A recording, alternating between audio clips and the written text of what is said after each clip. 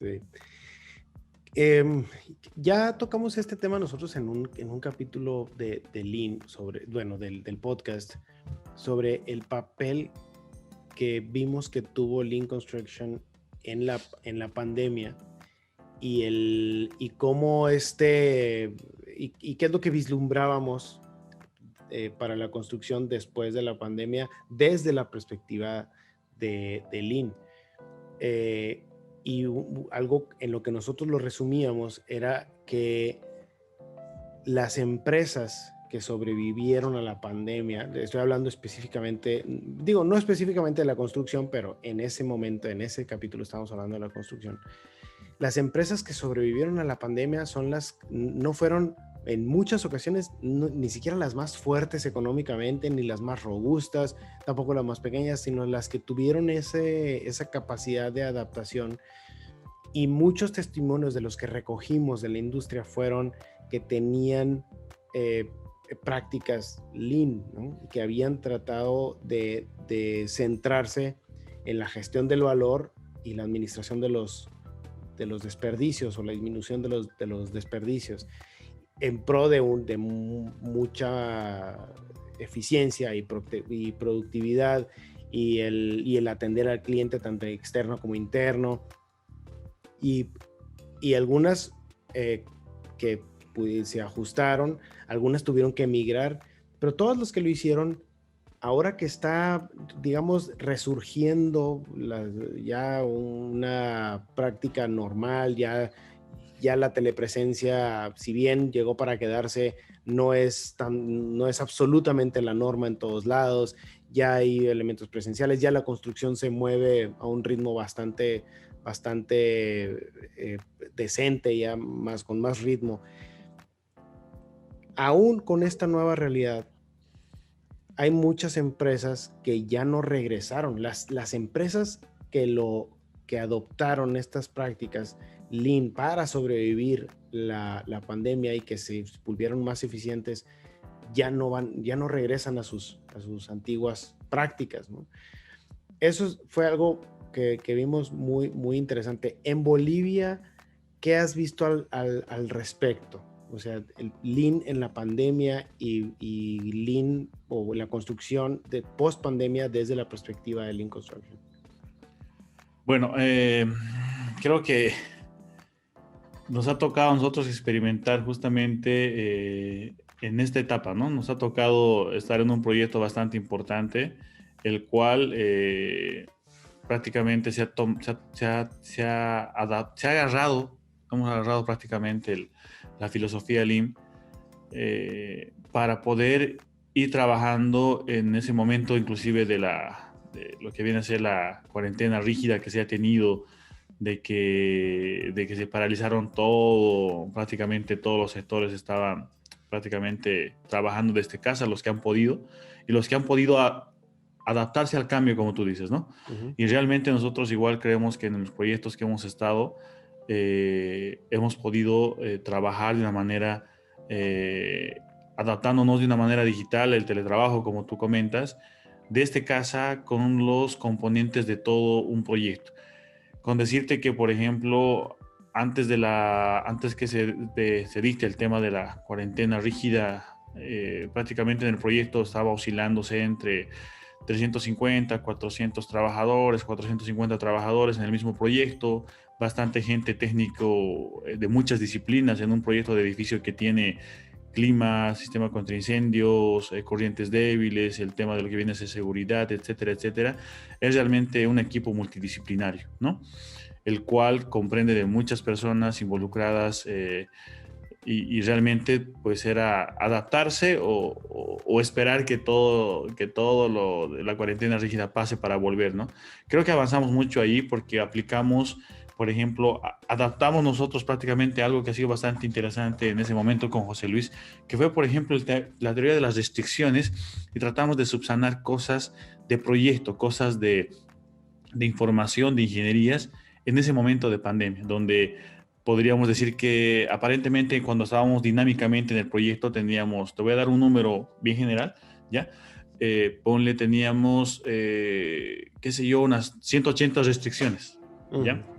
que lo veíamos muy dinámico, pero era por el tema de que muchas disciplinas en el tema mezcladas entre obra e información. Pero cuando ya nos tocó trabajar en la pandemia a través del teletrabajo, identificamos que había muchas más restricciones a nivel de diseño y definiciones, las cuales, por ejemplo, aplicando restricciones, prácticamente se nos duplicaron. Y nos adelantamos muchas cosas al tener reuniones, pero con un enfoque de liberación, ¿no es cierto? Tenemos estas restricciones, hagamos seguimiento, tenemos hoy día 250 restricciones, tenemos como objetivo el día viernes a reducir esto a un 30% con los responsables y hacer seguimiento al mismo. Entonces, sufrimos ese cambio, nos adaptamos en ese proyecto bastante importante y a mí me ha pasado algo muy particular en plena pandemia, querido Norma.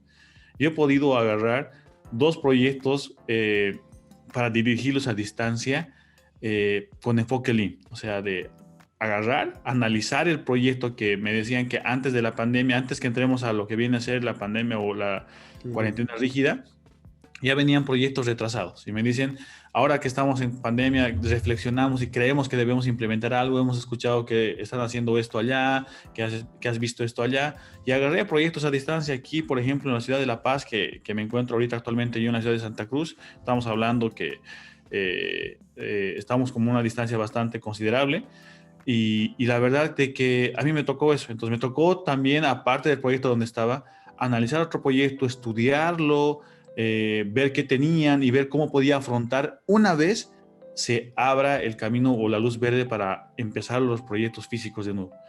Entonces creo yo que haberse adaptado a eso es bastante importante y post pandemia poder entrar a un proyecto donde no lo hemos descuidado, porque eso pasó con muchos, los que no han podido retomar el trabajo como lo estaban haciendo antes o tal vez mejorado, ha sido las empresas que no han podido sobrellevar eso, pues querido Norma. Yo creo que para eso ha sido bastante importante la mentalidad y el enfoque Lean que nosotros le hemos podido dar a esto. Y la parte esta en toda esta dinámica de sobrevivencia, tu background o tu bagaje de costos y la vinculación con los modelos de información ha jugado un papel importante. O sea, porque además de la gestión de proyectos, que realmente es digamos que lo holístico de dirigir un proyecto, un nicho muy importante pues son los costos y esta vinculación que haces con los modelos, ¿no? Con los modelos de información de los edificios. ¿Qué papel ha tenido en esto, en tu ejercicio de gestión de proyectos? Bueno, si tocamos un poquito de costos en esta etapa que hemos estado viviendo, pues primero de que se ha tenido que analizar bastante bien, por ejemplo, un tema muy crítico que ha pasado a todo el sector de la construcción, a toda la industria, de que primero que ya entras en un pequeño detalle, por ejemplo, si hablamos netamente de lo que afectó el tema de la pandemia, ya muy bien, vamos a retomar, pero para retomar necesitamos prácticamente un punto, una garita, nosotros le podemos denominar, de ingreso a la obra con todas las medidas de bioseguridad que se necesitan para la obra.